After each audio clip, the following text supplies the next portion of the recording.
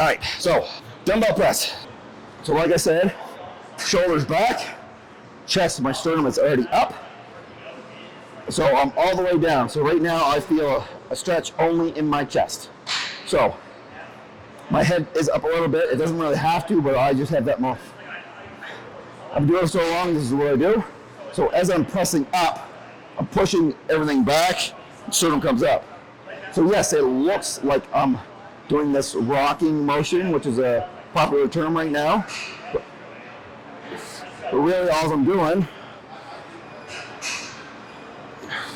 is moving the weight up, ensuring my sternum or chest is going towards the ceiling. Common mistakes are when they hear the word rock, they're either walking in the wrong way, they're back, and then they go forward as they come up, and I honestly can't even demonstrate that because it's so wrong. Or when they move the weight up, their shoulders are coming out off the bench, so they're doing one of these. So anything that brings your shoulder off the bench this way is completely wrong. It's all detrimental to your shoulder capsule, so you will injure yourself. So make sure those shoulders are planted. So that's the whole premise of saying push back through, like you're pushing your shoulders through and pushing the weight up. And so that's that whole premise. So the next time you think about it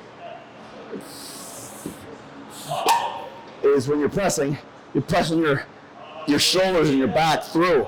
So instead of going the opposite direction, you're going to do this, which is completely the opposite direction that you want to go. A, you're putting yourself in injury prone.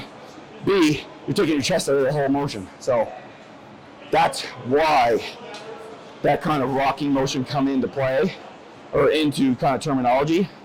And honestly, I think it's great. I'm pretty sure I heard Mike Van Wyck say it first, the kind of the rocking in and out of, and it makes sense. It's common. Like, I love common sense way of describing exercises to people. So, and that's very common sense way of looking at it. So kudos to him, man. It's a great term, and it makes it a little bit more simpler for the person to actually think about that. You're rocking through, like you're rocking back through as you come up, and then your chest kind of comes up as you come in. So it's a great term. Like, I give him props, man. That's awesome. It makes it like I love the term common sense. Anything that makes it easier for the client to be like, I understand, I get it, that makes sense to me. It's just an awesome way to incorporate the advanced client to the beginner client, because they're all going to be able to kind of encompass what you're trying to say, instead of shoulders back, chest up, hips back, blah, blah, blah, blah. Like, saying all these things is just, for the beginner, it's hard. For a more advanced client, they understand. But you got to remember the people's thought process and how much knowledge or experience they have. If you come up with a term like that, it's across the board. It can go from the advanced to the beginner, and vice versa. So, like I said, it's stuff like that speaks volumes on how the trainer is evaluating it and how a trainer is making it simpler for the client. So my big thing is make sure your sternum is up at all times. Your shoulder blades are clenched and your shoulder girdle is back. And then when you're pressing, you're driving it's like you're driving your back through the pad, but you're pushing your sternum even farther up because you're flexing together.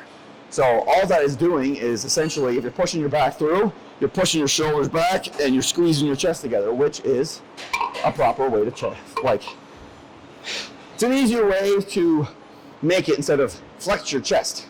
So instead of saying flex your chest, well, push your back through the pad, put your sternum up, and bring your hands together. You're gonna flex your chest. If I'm doing a set and a client comes up to me in the gym, which I did have I own my own gym and did get ready for my last show in 2017. And I did have members come up to me and ask me questions. When it's time for me to do a set, I just say, excuse me, I gotta do my set. Just stand there or I'll come over to you and we'll finish our conversation. It's that simple. Like, I don't understand why people have to be so disrespectful when it comes to just somebody asking you a simple question. Like, they're just asking you your advice. You look the way you are, or you look the way they hired you. They're paying for a service from you. And if you're that disrespectful, you're like, listen, man, don't talk to me while I'm working out.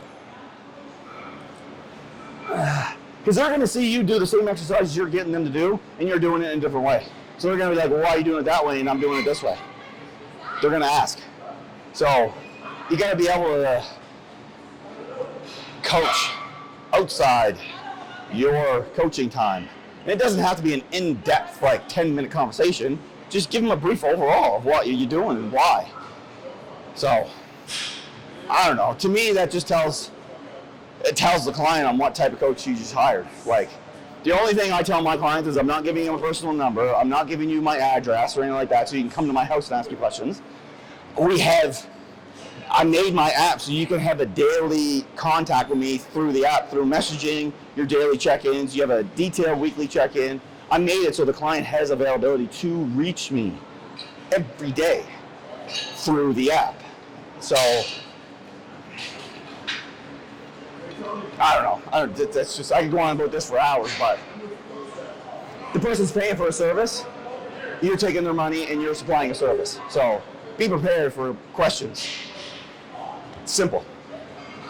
Because we also owned a Supplement King store, and if somebody came in, anybody, didn't matter if they're my client or not, and they were asking supplement questions, and you didn't know the answer, I just tell them, come get me.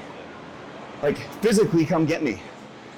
So they would come in and I'd be mid-set, and they would stand and wait, and I'd finish. We have somebody in the Supplement King area that has questions on supplements. So I'd take however long it took me to go out there, talk to them, answer the questions. And that'd be like a week out. My face would be concaved in, like veins popping out everywhere. But I still took the time to talk to somebody. Like, that's, in my mind, like, comes down to when you get to the pro status, or when you get to somebody that looks up to you. You gotta be personable. Like, I don't know how many times I walked up to people that I idolized in the pro, because I was a fan when I first went to the pro. And I met a lot of guys that I had on a pedestal. And they were complete fucking assholes when I met them. But there was a ton of other guys that were, don't even hold them all, but they would hug me right off the get-go. Backstage. Hey man, what's going on, blah, blah, blah. Like, that to me meant the world. Like, someone that I idolized, taking the time to just sit there and talk to me backstage at a show that I'm competing against them at, meant the world to me. So, right away, that was the way I portrayed myself. If anybody, regardless, I remember walking off stage at the Vancouver Pro where I placed top 5, or I got 4th, sorry, huffing and puffing, beads of sweat coming off me.